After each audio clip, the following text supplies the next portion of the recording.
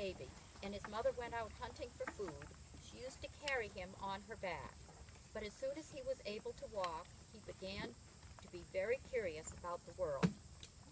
Whenever he went for more than a few feet away from his mother's side, she would call him back, scolding him and warning him to stay close to her. But one day, when she was very busy rooting in the bushes for berries, Brownie wandered off by himself. At first it was lovely, being alone with nobody scolding him and calling, "Brownie, Brownie," all the time. He felt as if he were really grown up. However, he hadn't gone very far when he met a nice fat beaver. At first sight of Brownie, the beaver was frightened and started to run away. But Brownie smiled and said, "Don't be frightened. I'd like to be friends with you, Mr. Beaver. In fact, I'd like to be friends with all the world." "Well," answered the beaver, "that's exactly the way I feel." So Brownie and the beaver decided to be friends, and they sat close together under a tree and began getting acquainted. At last, the beaver said he was very busy and he ought to be going. So he and Brownie said goodbye, and the beaver went away, while Brownie went the other way. After Brownie had walked almost a mile, he began to feel very tired and decided he'd better go back to his mother. As he was about to turn around and start for home, he saw two strange animals. They were not very big, and they each walked on 2 feet. Brownie dodged behind a tree to stare at them. He never had seen such animals before. Why, they were holding hands and laughing. One of them said, "Let's fish right here. Father told us not to go too far from the cabin." Brownie thought they were simply wonderful, and he ran home as fast as he could to tell his mother all about them. "You naughty Brownie," scolded his mother. "How many times must I tell you to stay close to me?" But Brownie was too excited to mind being scolded. He began to tell his mother all about the wonderful animals he had seen on 2 feet. "You silly Brownie," Mrs. Bear said when she heard his story. "Those weren't animals, they were people. Don't ever let them see you. Don't ever have anything to do with them." Then she went on to tell him that people didn't like bears, and she explained that people he had seen were a little boy and girl who came up to the woods every summer with their parents.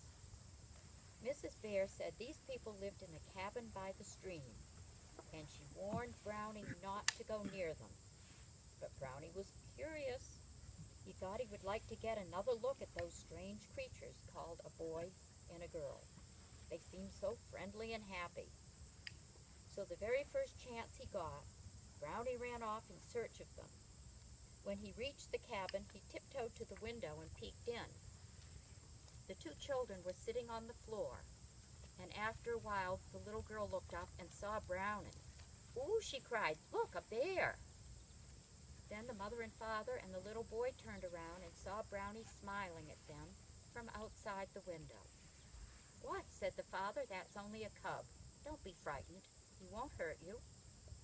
"Please," said the little girl, "may we bring him in and give him some food?" Brownie, I went through that in Maine with people trying to feed wildlife in the ocean, but anyway, another story. Brownie was about to run away, and when he heard the word food, he realized that he was very hungry, and he decided to stay. The family all came out, and the father took him up in his arms and carried him inside. "Oh," cried the little boy, "isn't he cute?" "My," said the little girl, "isn't he fat?" So they gave him some milk, and Brownie was just as happy as any little bear cub could be. He thought people were wonderful, and he couldn't understand why his mother told him not to have anything to do with them. "Father," said the little boy, "when we leave here tonight and go back to our home in the city, may we take the little bear with us?" "I'm afraid that won't be possible," answered the father. "You see, he's just a little cub now, but bears grow to be very big, and of course, after he grows big, we'd have no place to keep him." But the children begged so hard that finally the mother said, take the little bear with us if you will promise that when he gets too big to keep in the house, you'll give him to a zoo." The children laughed and clapped their hands, and so it was decided that when they all left for the city that evening, Brownie would go with them. Now, as this was their last day in the woods, the family decided to go fishing. They took Brownie outside and tied him to a pole with a big, thick rope. "Goodbye, Brownie," called the two children. "Be a good boy. We'll be back at sundown, and then we'll take you home to the city with us." Brownie was left all alone. He thought people were nice, and he liked the little boy and girl very much, but he didn't like being tied up, and he was quite sure he wouldn't like going away from the woods and his mother and his newfound friend, the beaver.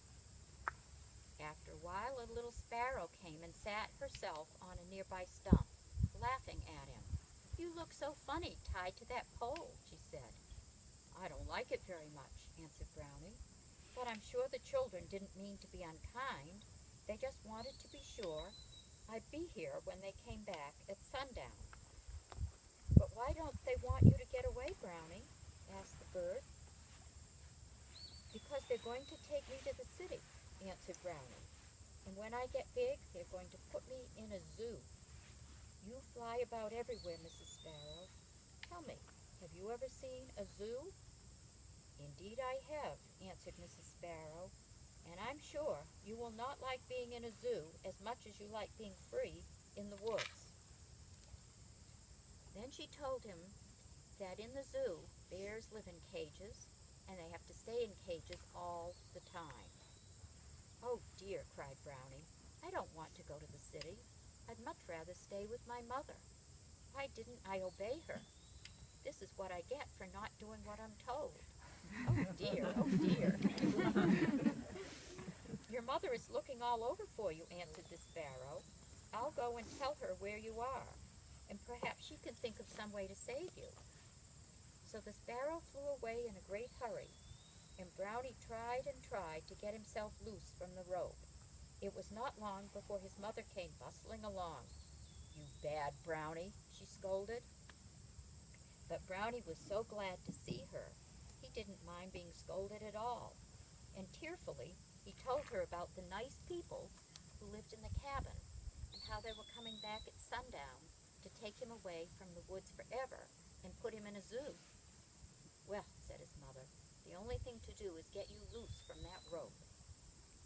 She tried and tried and tried, but neither she nor Brownie nor the little sparrow knew how to untie the knot in the rope. It was getting later and later all the time, and Brownie looked up at the sun.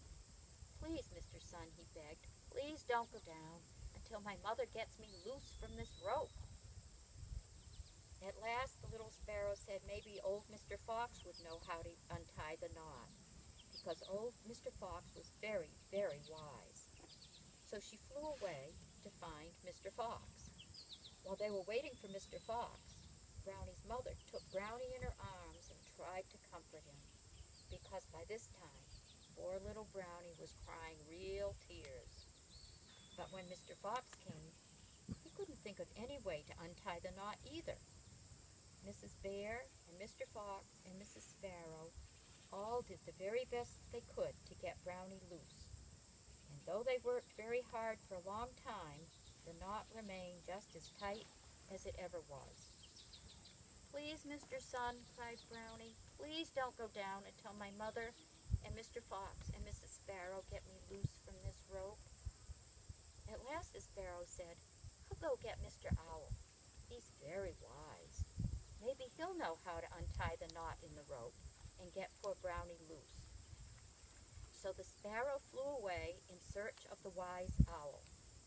"Ah," sighed Mrs. Bear, "I'm afraid it's just no use, Brownie. You see, my son, this is what comes of not minding your mother." And she too began to cry. While she was crying, Mr. Owl came up, and they all told him what had happened to poor little Brownie.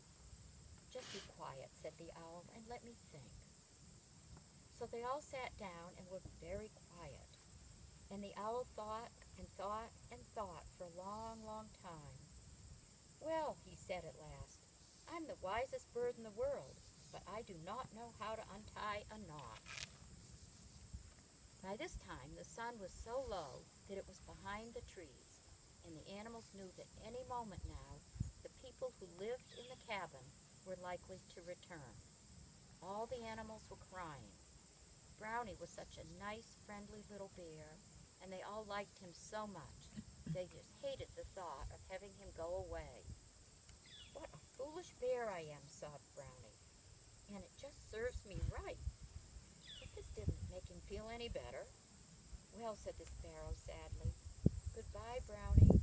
When you're in the zoo, I'll try to visit you and bring you all the news from home." And she flew away with a mournful chirp. "Ooh," said the owl. "Ooh, we'll miss you, Brownie. Ooh," and he too flew away. Mr. Fox walked over and patted Brownie on the back, trying to comfort him. "Well," he said, "I guess I'd better be going too, because the people will be coming back any minute now, and I don't want them to see me. Goodbye, little Brownie," and he walked away looking very sad. "Goodbye," sobbed Brownie, and he ran into his mother's arms.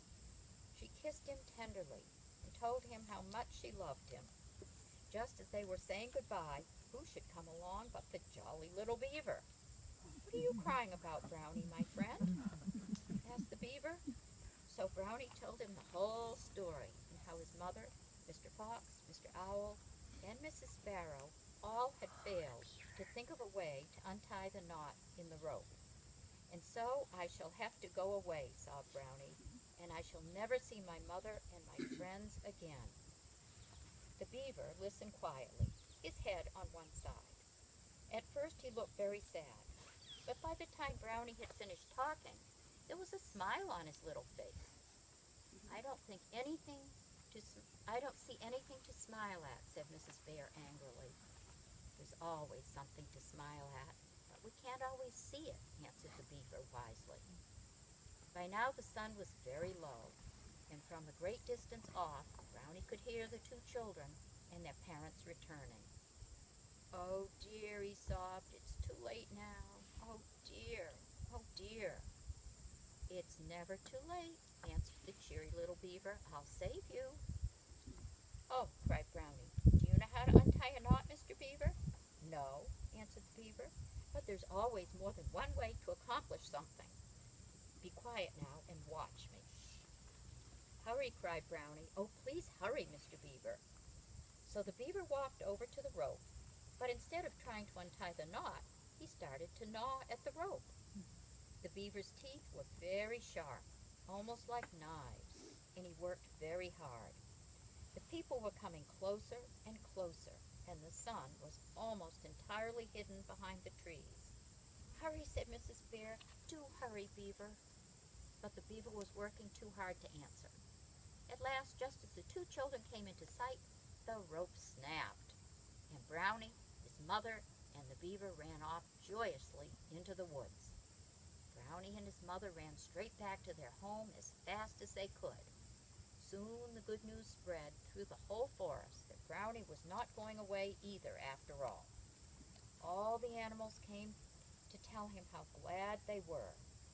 Brownie was so happy. He danced around and shook hands with everyone. And everyone said that the beaver was a great hero. The beaver felt very happy too, because he had done a good deed.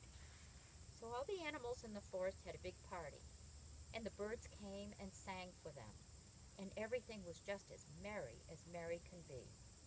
Then, when all the guests had gone home, Brownie went up to his mother and put his little head on her shoulder because it was bedtime, and he was very, very sleepy.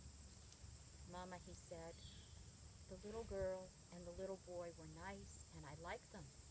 But I'm so glad I can stay here with you, and I've learned a very good lesson today." "And what have you learned, Brownie?"